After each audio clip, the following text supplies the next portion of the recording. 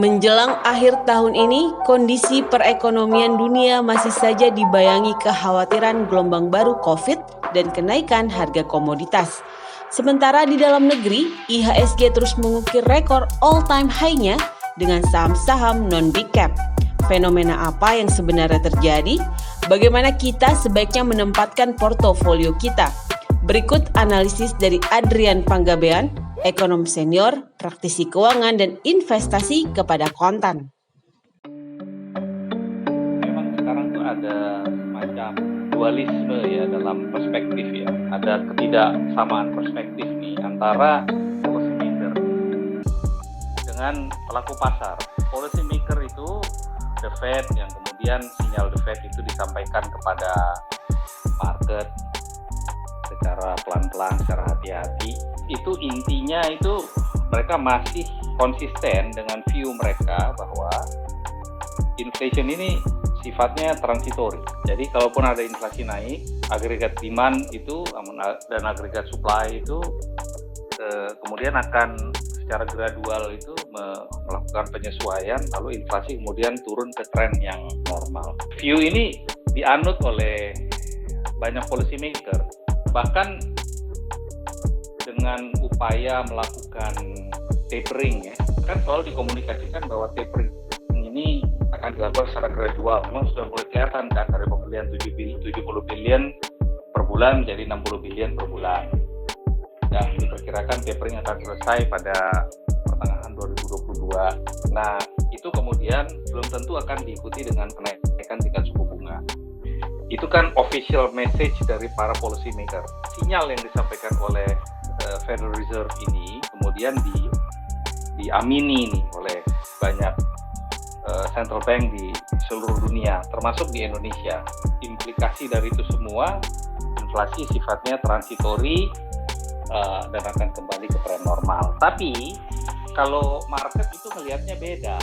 Market itu melihat bahwa inflasi ini kelihatannya bukan transitory, tapi akan naik terus karena terjadi perubahan di dalam perilaku masyarakat, terjadi perubahan di dalam global value chain, terjadi shock di dalam supply, dan pandemi ini walaupun sudah banyak berhasil diatasi ya, tapi konsensusnya masih sampai akan 2023 ya kelihatannya, dan ini menyebabkan private sector di banyak tempat itu sudah melakukan penyesuaian terhadap modus kerja, terhadap alokasi uang, efeknya pada kapasitas mesin, sehingga terjadi konflik yang akan menyebabkan inflasi sifatnya itu akan lebih sustainable.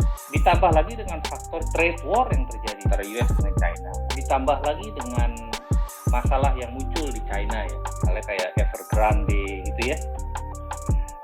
Juga kemudian munculnya varian Delta, itu menyebabkan China menurunkan kapasitas produksinya dalam beberapa segmen subindustri itu bisa sampai 50% terpotongnya. Ada satu lagi itu faktor logistik, kontainer. Itu di mana-mana kan masih macet ya. Turnaround dari kontainer itu rendah sekali. Akibatnya kontainer banyak yang nggak balik itu ke pelabuhan asal, dan ini menyebabkan terjadinya masalah logistik.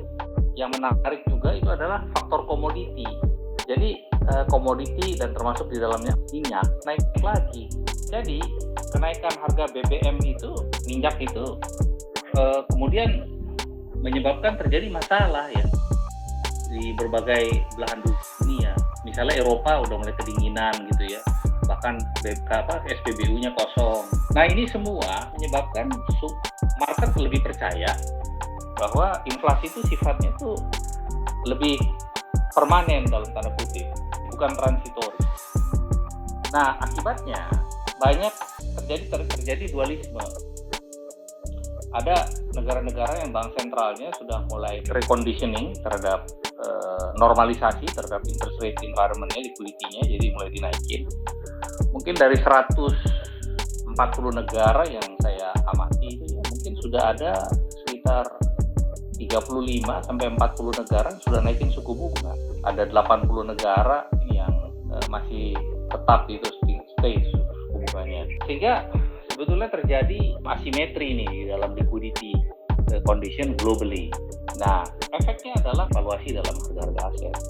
Kalau misalnya Amerika Serikat itu ternyata policy maker-nya salah, artinya terjadi di mana inflasi itu ternyata naik dan kemudian income itu tergerus, terutama orang miskin tergerus dan secara politically kemudian mereka salah. Mereka terpaksa buru-buru naikin suku bunga karena udah behind the curve, berusaha untuk catching up. Nah, kalau itu terjadi, market goncang itu. Tingkat suku bunga yang naik yang terlampau cepat itu berbahaya.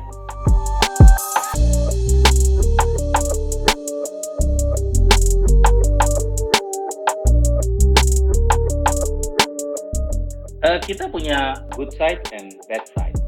Bad side-nya adalah kita kan sebetulnya hanya bisa produksi minyak itu kira-kira 750.000 barrel per hari. Sementara kita kan konsumsi minyak antara 1,4 sampai 1,5 juta barrel per hari. Jadi kan kita adalah net importer minyak sekitar 700.000 barrel per hari. Dengan naiknya harga minyak ke 85, dan kalau saya tidak salah baca, break even point dari produksi kita itu sebetulnya pada level $80 sampai $85 per barrel. Kalau misalnya harga minyak bertahan di 85 atau lebih for an extended period of time, ya harga Pertalite ya mesti naik. Dan kalau harga Pertalite naik, ya repot, kita terpaksa akan inflasi. Nah, jadi di satu sisi mungkin harga komoditi yang naik, misalnya kayak batu bara atau CPO, itu menyebabkan kita untung, tapi kan yang untung kan bukan pemerintah, swasta yang punya konsesi itu, tapi di lain pihak pemerintah subsidi minyak, dan itu kan berat buat APBN. Dan itu terjadi pada saat APBN ya sedang kedodoran. Jadi kalau misalnya harga BBM sih harus naik ya. That's inflation. Dan kalau itu terjadi, dan pada saat BI itu belum mau naikin suku bunga, wah itu masalah. Ya yang pasti mah bond market jatuh ya. Bond market jatuh. Kalau bond market jatuh kan artinya kewajiban pemerintah untuk bayar utang kan jadi lebih gede lagi, karena mereka harus issue utang baru dengan tingkat suku bunga yang lebih tinggi. Terus kemudian asing akan keluar. Kalau di luar negeri, di negara maju, kan pasar keuangan itu terbuka. Jadi kemungkinan untuk melakukan global rotation itu mungkin. Misalnya kalau ekonomi domestik atau harga aset domestik itu kurang begitu menarik, mereka pindah ke negara emerging market yang harga asetnya itu menarik. Nah, kan kita nggak bisa gini, karena keterbatasan dalam regulasi ya. Kita kan tidak terbuka sebetulnya kan. Kita nggak bisa. Efeknya itu adalah kita hanya bisa masuk kepada aset-aset yang memang risikonya yang terendah saja pilihannya. Pilihannya misalnya mau pilih money market yang cuma dapat 0,1% atau deposito cuma 3-5% tergantung bank mana kita ngobrol, atau aset obligasi yang antara 5-9%, atau obligasi korporasi yang antara 7-9%, atau mau equity yang dijanjikan belasan persen tapi belum tentu. Ya saya kan pasti akan pilih government bonds, apalagi orientasinya sekarang kalau udah dalam kondisi seperti ini kan pegangnya jangka panjang aja atau jangka pendek sekalian gitu, gak di tengah.